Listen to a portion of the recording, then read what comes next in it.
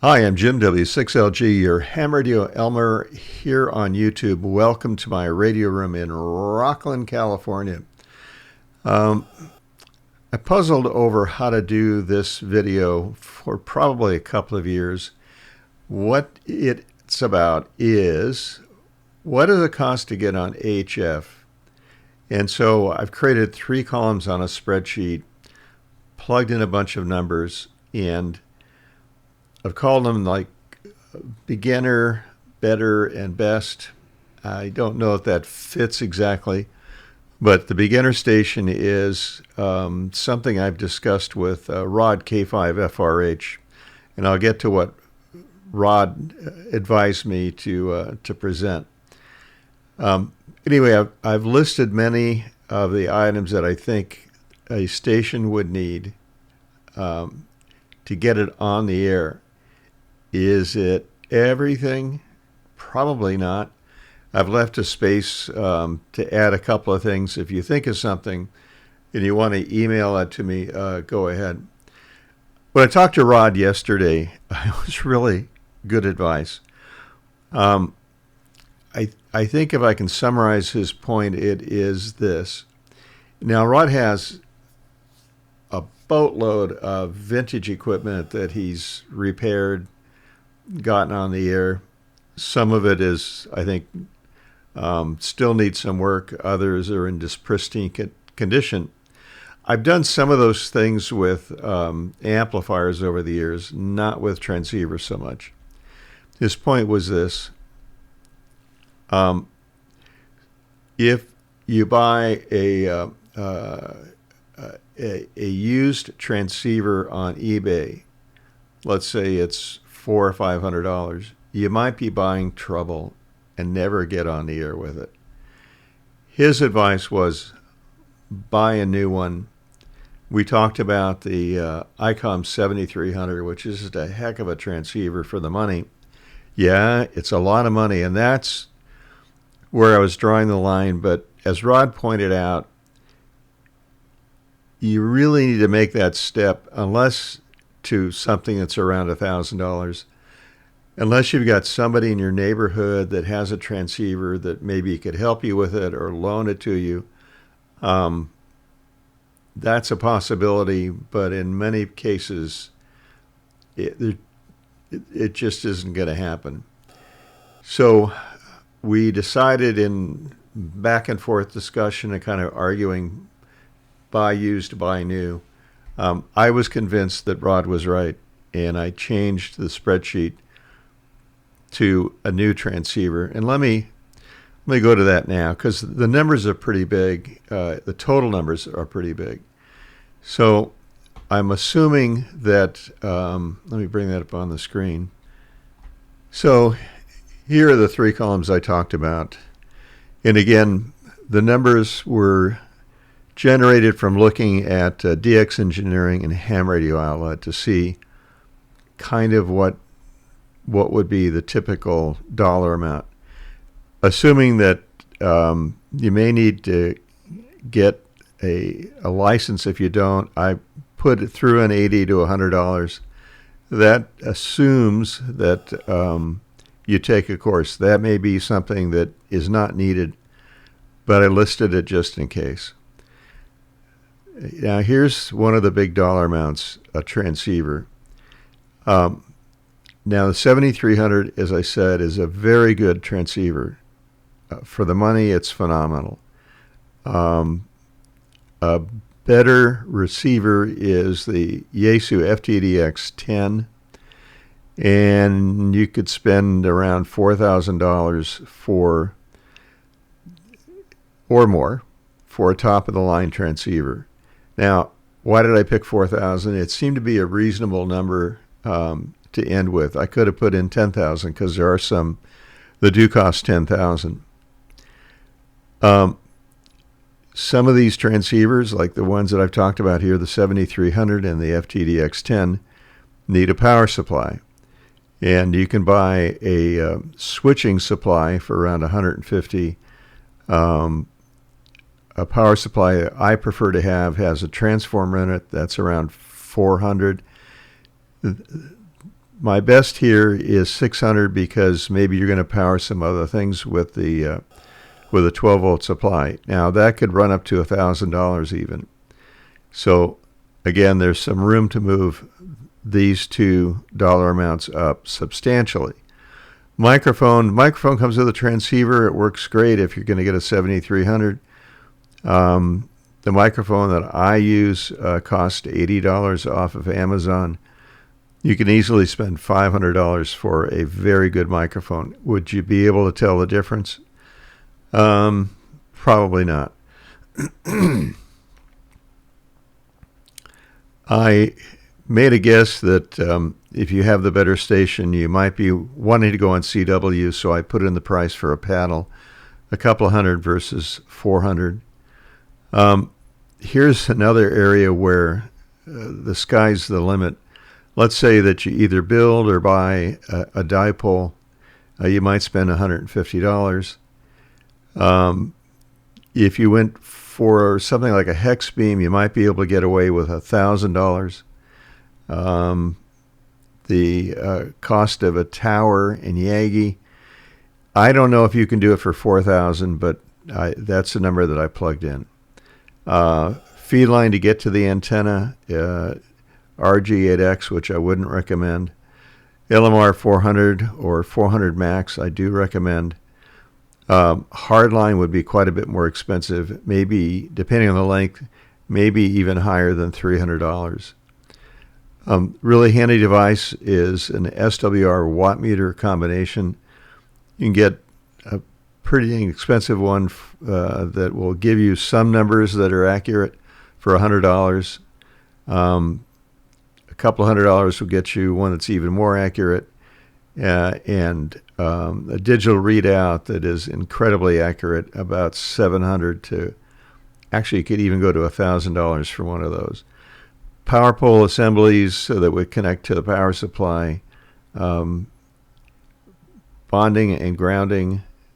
The sky's the limit on that too. You could easily spend $500 in grounding a tower, and I mean grounding, and bonding the station also, which is a different thing. Lightning protection, anywhere from $50 to $200. You might need an outboard antenna tuner. You'd be hard-pressed to do one for less than $100. This assumes one that is just the basic, that maybe handles 100 watts. Same thing with this one. It's pretty basic, but we're talking about higher power, like maybe 600-700 watts. And then this antenna tuner would be capable of legal limit. Might even be $1,200. They do go pretty high. Jumper cables, a coax switch.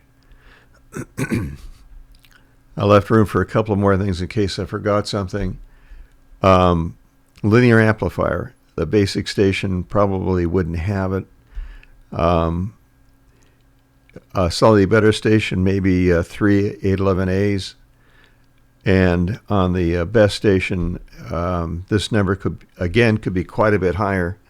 But this would be a legal limit amplifier, probably solid state.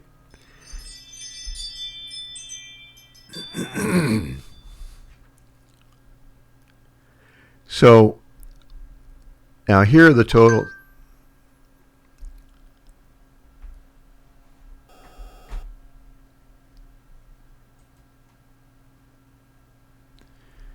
So here are the totals, and again, you may come up with a slightly different total, but let's consider these numbers just for discussion's sake. A couple $1,000 for a pretty basic station, $6,000 and maybe more for a moderate station. And this $18,000 is probably low, could be $20,000 to $30,000 depending on exactly what you buy in this list. And again, I left space for a couple of more items because they'll probably come up in the comment section, like how could you forget X? And that's, at my age, it's becoming easier to forget things. All right, I'm back up on the screen. So getting on HF, It's expensive, but it opens up a world of literally a world of contacts. As many have found out, with 100 watts, in a simple antenna, you can talk to the world. You can talk to countries you never dreamed that you could make contact with. If you're on the East Coast, maybe Japan or China. If you're on the West Coast, something really rare might be Luxembourg or the Vatican, one of those things. So by one of those things, I mean one of those entities, and there are little countries all over the place, San Marino, for example. So I don't want to discourage someone from getting on HF. And for a lot of folks, a couple $1,000s is way beyond what they can afford. Rod and I talked about that too. And some of the stores like DX Engineering have accounts you can open up and pay overtime on the equipment. The reason why, in that $2,000 total, and the reason why that's $2,000, $1,000 of it is the transceiver. And Rod and I really discussed this for quite a while, and we kept coming back to the same point, which was get something new, get it on the air. Could you buy a Zygu 5100 or a Zygu G90, whatever they are? Yeah, but I'd like to see it go to 100 watts. It looks neat to have a battery-operated 5-watt transceiver, but as Rod and I discussed, and Rod and I have been on the air for a very long time. Our combined years are more than 100. Getting to 100 watts and getting it into like a dipole antenna, that's pretty good. Could you work a lot of DX with 5 watts? Yeah, but I don't want the person to get discouraged. It's a lot easier at 100 watts than it is 20 watts, for example. You're quite a bit stronger.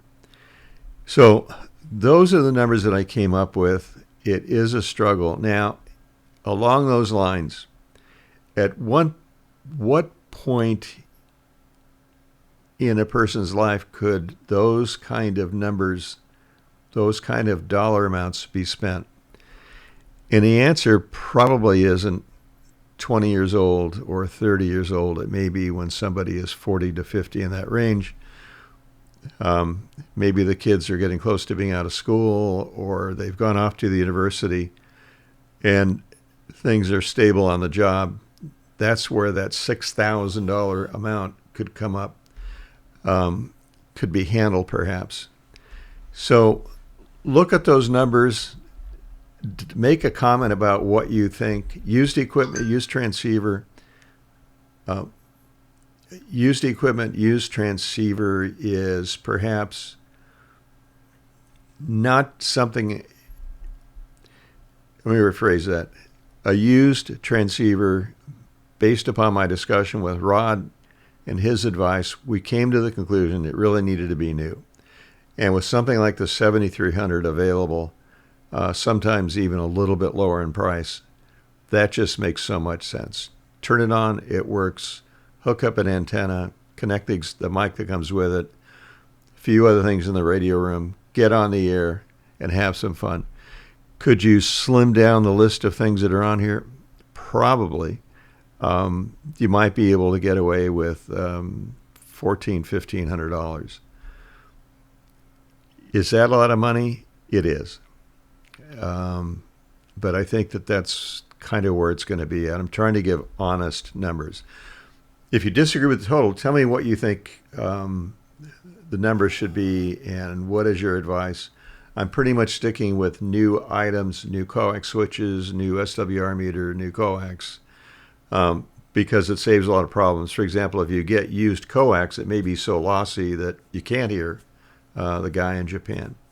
Let me know what you think. We can fill in the blanks. It's probably something important I've forgotten, and maybe two I can easily extend the spreadsheet. If you have not subscribed, please do that. And thanks for watching. I'm Jim, W6LG 73.